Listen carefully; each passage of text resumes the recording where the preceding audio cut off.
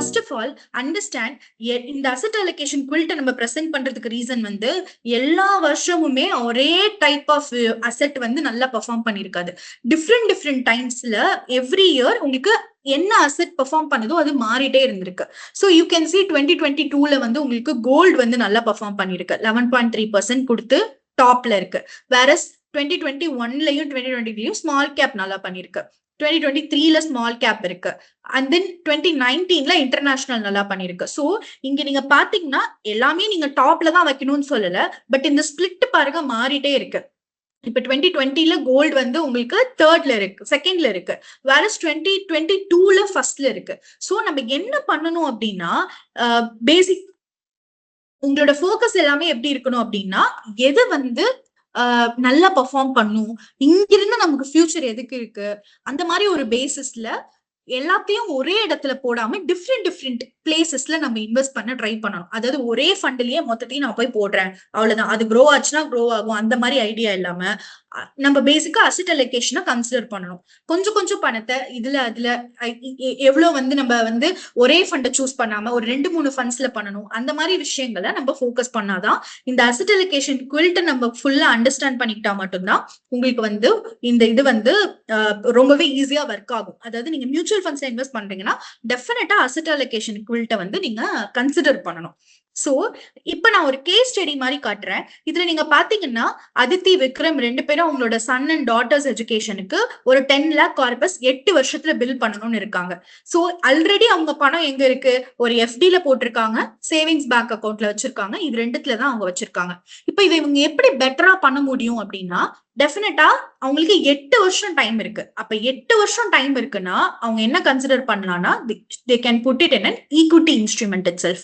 So ஏன் நம்ம ஈக்விட்டியில போடணும், ஏன்னா நம்ம இன்ஃபிளேஷன் எஜுகேஷனுக்கு 10% இருக்கு. அந்த 10%க்கு மேல நமக்கு ரிட்டர்ன்ஸ் தரக்கூடிய விஷயம் பாத்தீங்கன்னா equity instruments. That is the reason அவங்க மியூச்சுவல் ஃபண்ட்ஸ்ல போடுறதுக்கு யோசிக்கணும்.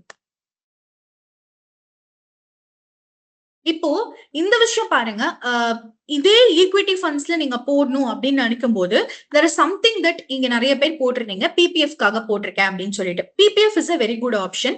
பிபிஎஃப்ல வந்து உங்களுக்கு லாக்இன் வந்து 15 years இருக்கு. அன்டில் சோ 7.1% கிட்ட உங்களுக்கு இன்ட்ரெஸ்ட் ரேட் இருக்கு. 1.5 lakh வரைக்கும் நீங்க எக்ஸம்ஷன் எடுத்துக்கலாம். சோ கான்ட்ரிபியூஷன், இன்ட்ரெஸ்ட், மெச்சூரிட்டி மூணுமே tax exempt, triple E exempt. So it's a very good thing. ஏன்னா நம்ம இங்க வந்து ரியல் ரிட்டர்ன்ஸ் பார்க்கும்போது நீங்க பணத்தை வித்ட்ரா பண்ணீங்கன்னா அதுக்கும் நீங்க வந்து டாக்ஸ் பே பண்ற மாதிரி தான் இருக்கு. அப்போ நீங்க ஒரு ப்ராவிடென்ட் ஃபண்ட் மாதிரி ஒரு இடத்துல நீங்க வச்சிருக்கீங்க அப்படிங்கும் போது உங்களுக்கு டெஃபினட்டா ஒரு 7.10% மினிமம் கேரண்டீடா உங்களுக்கு வந்துருது இன்ட்ரெஸ்ட் ரேட், விச் 15 years கழிச்சு நீங்க எடுத்து நீங்க யூஸ் பண்ணிக்கலாம். அண்ட் இடையில கூட நீங்க வித்ட்ரா பண்றதுக்கான ஆப்ஷன்ஸ் இருக்கு. கிட்டோட எஜுகேஷன் நீங்க ரீசனா கோட் பண்ணி கூட உங்களுக்கு தேவையான பணத்தை நீங்க இதுல இருந்து எடுத்துக்கலாம். So this is one of a very good point here. And also there is something called NPS Vatsalya. இது ரீசெண்டா வந்து யூனியன் பட்ஜெட்ல இன்ட்ரடியூஸ் பண்ணாங்க, வேர் பேரண்ட்ஸ் வந்து கார்டியன்ஸ் ஆல்சோ அவங்களோட என்பிஎஸ் மைனர்ஸ்க்கு வந்து அவங்க ஓபன் பண்ணலாம் அப்படின்னு. சோ பேசிக்கா அந்த மைனர் வந்து 18 வயசு ஆனதுக்கு அப்புறமா ரெகுலர் என்பிஎஸ் அக்கௌண்டா கன்வெர்ட் ஆயிடும். So NPS national pension scheme is also a very good option. இங்கிருந்து உங்களுக்கு ஒரு 10 வருஷம் 12 வருஷம் இல்ல இப்பதான் குழந்தை பிறந்திருக்கு, இப்பதான் நாங்க பிளான் பண்றோம் எஜுகேஷனுக்கு, இப்பதான் ஸ்கூல் போயிட்டு இருக்கா, இந்த மாதிரி எல்லாம் இருக்கிறப்போ நீங்க இந்த மாதிரி ப்ராடக்ட்ஸையும் கன்சிடர் பண்ணலாம். But there is another one thing. if you have a girl child, Sukanya Samriddhi Yojana கண்டிப்பா எல்லா பேரண்ட்டும் இதை நீங்க பண்ணிருப்பீங்க. உங்களுக்கு பெண் குழந்தை இருந்திருந்தா 10 வயசுக்குள்ள அந்த குழந்தைக்கு சுகன்யா சம்ருத்தி யோஜனா ஆர் செல்வ மகள் சேமிப்பு திட்டம்ங்கிறதுக்கு கண்டிப்பா நம்ம ஓபன் பண்ணிருப்போம். மேபி போஸ்ட் ஆஃபீஸ்ல வந்து மேம் சொன்ன அக்கௌண்ட் வந்து இதுவா கூட இருக்கலாம். சோ என்னன்னா இன்ட்ரெஸ்ட் ரேட் வந்து உங்களுக்கு 8.2%ல இருந்து உங்களுக்கு வந்துட்டு இருக்கு. அண்ட் ஆல்சோ காம்பவுண்டட் ஆனுவலா காம்பவுண்ட் ஆயிட்டே இருக்கு. அதே மாதிரி 250 ரூபாயில இருந்து ஆரம்பிச்சு 1.5 லட்சம் வரைக்கும் நீங்க மேக்சிமம் காட்ட முடியும். மினிமம் 250, மேக்சிமம் 1.5 லட்சம் அப்படிங்கிறது. 100% வித்ட்ராயல் 21 years ஆகுது அப்படின்னா, குழந்தைக்கு 21 years ஆயிடுச்சு அப்படின்னா பெண் குழந்தைக்கு நீங்க எடுத்துக்கலாம். இல்ல 50% வந்து 18 வயசு ஆகும்போது ஃபார் மேரேஜ் பர்பஸ்க்கோ எஜுகேஷன் பர்பஸ்க்கோ நீங்க எடுத்துக்க முடியும்.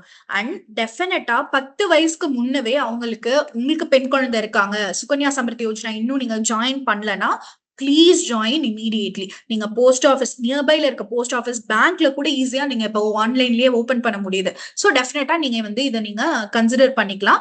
வேற இதுவும் உங்களுக்கு எக்ஸம்ட். நீங்க போடுற பணமும் டாக்ஸ் இல்ல, உங்களுக்கு வர வட்டியும் டாக்ஸ் இல்ல, நீங்க மொத்தமா எடுக்க போற அந்த மெச்சூரிட்டி அமௌண்ட்டுக்கும் டாக்ஸ் இல்ல.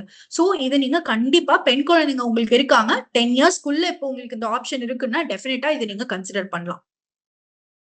அண்ட் இங்க நான் ஒரு எக்ஸாம்பிள் காட்டியிருக்கேன். 3000 ரூபாய் மாசத்துக்கு போட்டுட்டு இருக்கீங்க. இப்பதான் குழந்தைக்கு 5 வருஷம் ஆகுது. அப்ப நீங்க ஸ்டார்ட் பண்றீங்க அப்படின்னா, ஸ்டார்டிங் 2024 எடுத்தோம் அப்படின்னா 15 வருஷத்துல நீங்க 5,40,000 கான்ட்ரிபியூட் பண்ணிருப்பீங்க. அண்ட் இன்ட்ரெஸ்ட் மட்டும் உங்களுக்கு 10,76,000 வந்திருக்கும். 21 இயர்ஸ் அதாவது 2045ல அந்த குழந்தைக்கு நீங்க 16,60,000 நீங்க வந்து சேவ் பண்ணி வச்சிருப்பீங்க. டாக்ஸ் ஃப்ரீயா நீங்க இதை எடுத்து அவங்களுக்கு எஜுகேஷனுக்கு நம்ம யூஸ் பண்ணிக்கலாம். சிமிலர் டு தட் இப்ப செகண்ட் இது பாத்தீங்கன்னா கான்ட்ரிபியூஷனை நீங்க டபுள் பண்றீங்க. லெட்ஸ் சே 6,000 ரூபாய் எவ்ரி மந்த் போடுறீங்க. அப்போ 5 வருஷம் சேம் சினாரியோ தான். 5 வருஷம் இருக்கும்போது ஆரம்பிக்கிறீங்க 2024ல. நீங்க அப்ப அகைன் போட்ட அமௌண்ட் பாத்தீங்கன்னா 5 லட்சம் ரூபாய் போட்டிருப்பீங்க. 5,40,000 ரூபாய் போட்டிருப்பீங்க. இங்க உங்களுக்கு பாத்தீங்கன்னா 6,000 போடுறதுனால டபுளா கான்ட்ரிபியூட் பண்ணிருப்பீங்க. 10,80,000 போட்டிருப்பீங்க. அப்போ உங்களோட இன்ட்ரெஸ்ட் ஏர்ன்டு மட்டும் பாருங்க 21 lakh வந்திருக்கும். சோ ஓவராலா 32 லட்சம் வந்து நீங்க சேவ் பண்ணி வச்சிருப்பீங்க. சோ நீங்க முன்னாடி பாத்தீங்கன்னா 3,000 ரூபாய் போடும்போது நமக்கு 16 லட்சம் சேவ் ஆகுது. அதே இது டபுள் பண்ணும்போது நமக்கு கார்பஸும் டபுள் ஆகுது, 32 லட்சம் ஆகுது. சோ இதை வந்து நீங்க டாக்ஸ் ஃப்ரீயா வந்து யூஸ் பண்ணிக்கலாம்.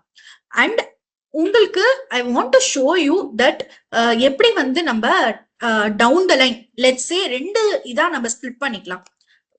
உங்க குழந்தையோட எஜுகேஷன் வந்து 10 வருஷத்துக்கு இன்னும் இருக்கு, டைம் இருக்கு, இன்னும் ஒரு 10 இயர்ஸ் இருக்கு என் குழந்தை எஜுகேஷன், அதாவது அவ காலேஜ் வர்றதுக்கு நமக்கு 10 இயர்ஸ் இருக்கு அப்படின்னா டிஃப்ரெண்ட் டைப் வந்து நம்ம பார்க்கணும். கமிங் சாட்டர்டே இதே மாதிரி இன்ட்ரெஸ்டிங்கான வெபினாரை நீங்க பார்க்கணுமா?